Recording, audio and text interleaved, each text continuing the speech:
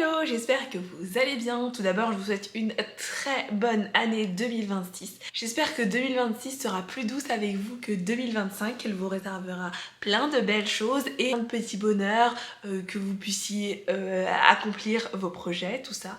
Bien sûr, évidemment, dans une année, il y a toujours des épreuves, des moments difficiles à traverser et j'espère que vous arriverez à les traverser et que les épreuves ne seront pas trop difficiles pour 2026. Je reviens avec cette vidéo pour vous faire un bilan de mon année 2025, que ce soit un bilan un tout petit peu, vraiment tout petit peu personnel, sur YouTube, de mes lectures et un peu d'écriture. On va commencer déjà par mettre le contexte. Si vous m'avez suivi un petit peu l'année dernière, vous savez que j'ai été enceinte en 2025 et du coup l'année n'a pas forcément été tout le temps évidente. Il faut dire que les 3 premiers mois de 2025 ont été consacrés à vomir, donc essentiellement c'était assez compliqué le début de cette année, mais c'était pour une très belle chose au final. C'est aussi pour ça que le début de l'année a été mis un peu entre parenthèses pour ma part, pour énormément de choses, et que vous verrez bien dans mon bilan en janvier.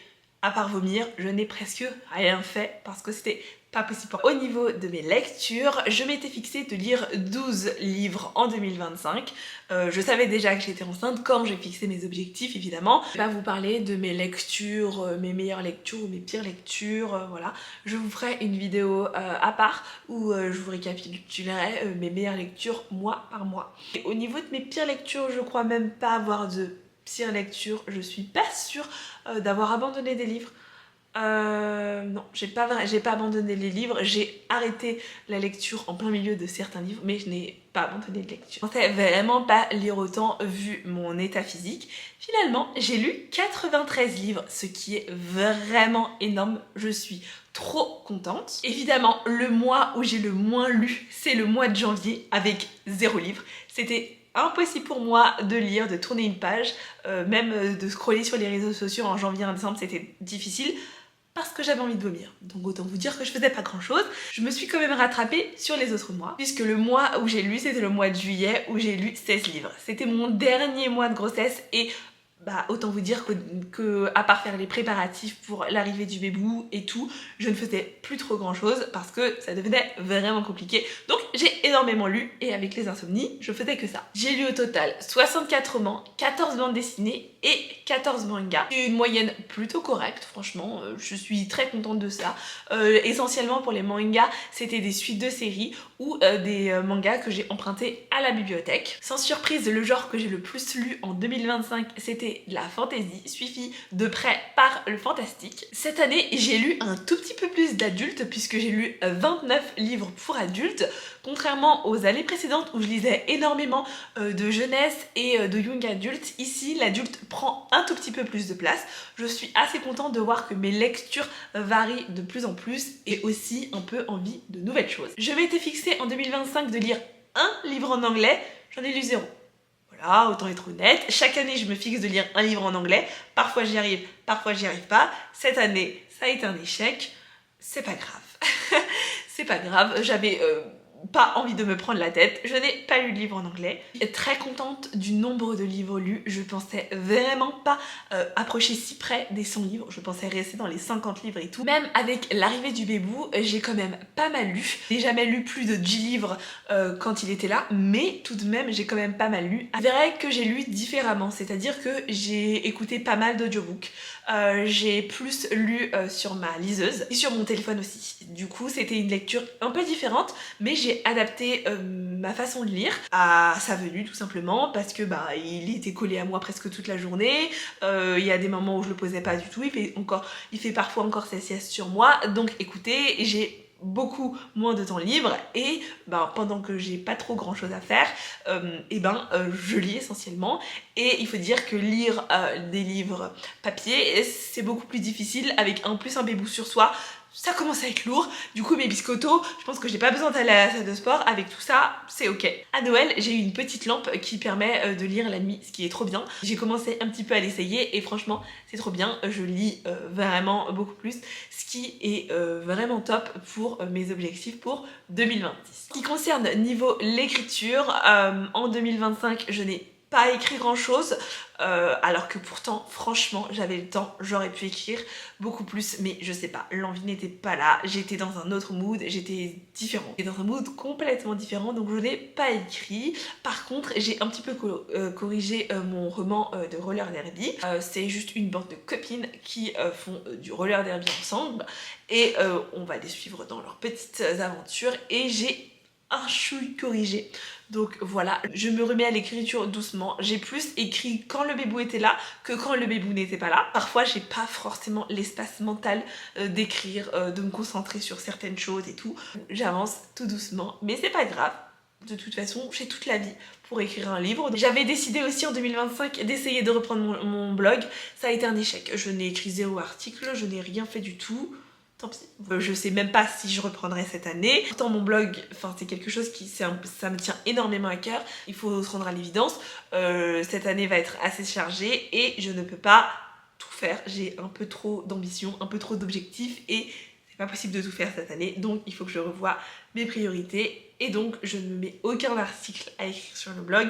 J'aimerais bien peut-être faire un bilan, mais je suis même pas sûre d'y arriver. Par contre, j'ai oublié de préciser, mais en 2025, j'ai envoyé un de mes romans en bêta lecture dont j'attends le retour. Donc ça c'est super et après je me concentrerai sur lui et j'essaierai de corriger en fonction de des retours qui m'ont été faits. Au niveau de ma chaîne YouTube, je m'étais fixée de publier au moins 2 vidéos par mois en moyenne. J'ai publié au total 27 vidéos sur l'année avec des mois où j'ai beaucoup plus publié et d'autres beaucoup moins, notamment au mois de décembre et au mois de novembre où j'ai presque rien publié. Au total sur l'année ça donne un peu plus de 2 vidéos par mois, qui est vraiment top. Je suis très contente de continuer à faire vivre cette chaîne YouTube, à continuer d'échanger avec vous, à continuer de parler de ma passion, des lectures, tout ça. Vraiment, je suis trop contente. Et je vois qu'on est de plus en plus nombreux sur cette chaîne. On est un peu plus de 600 et ça me fait extrêmement plaisir. Je vois que je revois vos commentaires, vos likes, vos partages et tout. Ça me fait tellement plaisir de voir qu'on est de plus en plus nombreux sur cette chaîne et vos retours.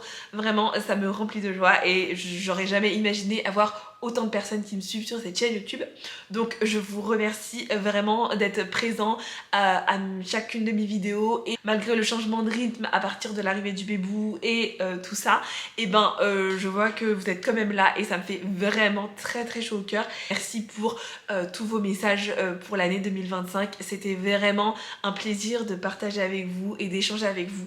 Vraiment merci beaucoup. Voilà à peu près pour le bilan de cette année 2025. Personnellement cette année a été une vraiment très bonne année. C'est rare que je dise ça, c'est rare que je dise que ça a été une bonne année, mais globalement cette année a été bonne. Je me suis sentie heureuse, je me suis sentie épanouie, j'ai vu plein de copines, j'ai été super bien entourée. Ok, le début de grossesse a été difficile et le postpartum n'a pas non plus été évident, que j'ai une grossesse pas facile et assez compliqué dans certains trucs, et j'ai quand même été assez entourée. J'avais une amie qui était enceinte en même temps que moi, donc vraiment ça a aidé à 1000%. Je crois que j'aurais pas aussi bien vécu ma grossesse si elle n'avait pas été avec moi, si on n'était pas là pour se soutenir l'une comme l'autre. Vraiment c'était incroyable d'avoir une amie enceinte en même temps. Si je suis enceinte une nouvelle fois, vraiment j'espère que j'aurai également une amie enceinte en même temps que moi, parce que ça change toute la grossesse et ça change tout le postpartum. Vraiment, même si j'ai eu une grossesse pas facile, un postpartum pas facile, j'ai eu un entourage incroyable et ça change tout. Quand on dit que l'entourage et le partenaire est important dans une grossesse, c'est vraiment à 1000%, parce que sans mon partenaire ni mon entourage, ma grossesse aurait été totalement différente. Au niveau de mes objectifs pour 2026, je vais pas non plus me mettre des objectifs fou. Je vais mettre à peu de choses près des objectifs vraiment très allégés, c'est-à-dire que j'aimerais beaucoup lire au minimum 12 livres. J'ai tourné une vidéo qui va arriver très prochainement en disant que j'aimerais beaucoup vider ma pile à lire. C'est un peu contraire de dire que je veux lire 12 livres et en même temps dire que je veux vider ma pile à lire, alors que ma pile à lire a beaucoup plus que de 12 livres, mais j'ai pas envie de me mettre des objectifs genre lire 50 livres alors que ça va me mettre peut-être plus de pression et que j'ai moins le temps qu'avant pour lire exclusivement. Au niveau de l'écriture, j'aimerais corriger le roman que j'ai envoyé en bêta lecture. Cette année, c'est la bonne, je l'envoie en maison d'édition une fois que j'ai reçu les retours de mes bêta lecteurs. Donc j'attends ça. Je suis un peu folle je pense, mais je me remets comme objectif de lire un roman en anglais. Je sais pas pourquoi je m'obstine. Si certaines années j'ai réussi, d'autres pas. Mais là, j'ai vraiment envie de m'y mettre et d'en lire au moins un. Je sais que ma concentration va être un peu différente, mais en ce qui concerne cette chaîne YouTube, j'aimerais énormément publier au minimum une vidéo par mois. J'ai un peu baissé en disant que je vais pas publier 2 vidéos par mois, nanana. J'ai un tout petit peu baissé, mais je suis optimiste. On est au tout début de l'année, on est toujours plein de bonnes intentions, mais on sait pas comment l'année va se dérouler. Donc j'aimerais beaucoup publier au minimum une vidéo par mois. Et j'espère que je vais y arriver parce que j'ai vraiment pas envie d'abandonner cette chaîne YouTube et elle me tient énormément à cœur. Le bilan de l'année 2025 et un petit peu mes objectifs de 2026. Merci d'avoir regardé cette vidéo. Merci beaucoup d'être abonné à ma chaîne et de regarder mes vidéos. Que vous soyez là depuis le tout début ou que vous veniez d'arriver avec cette vidéo ou avec les précédentes. Je vous remercie d'avoir passé l'année 2025 avec moi. Je vous souhaite de très belles lectures pour 2026, beaucoup de coups de cœur et peu de déceptions, même s'il y en a toujours, mais peu de déceptions et plein de belles découvertes. Merci beaucoup d'avoir regardé cette vidéo et je vous fais des bisous.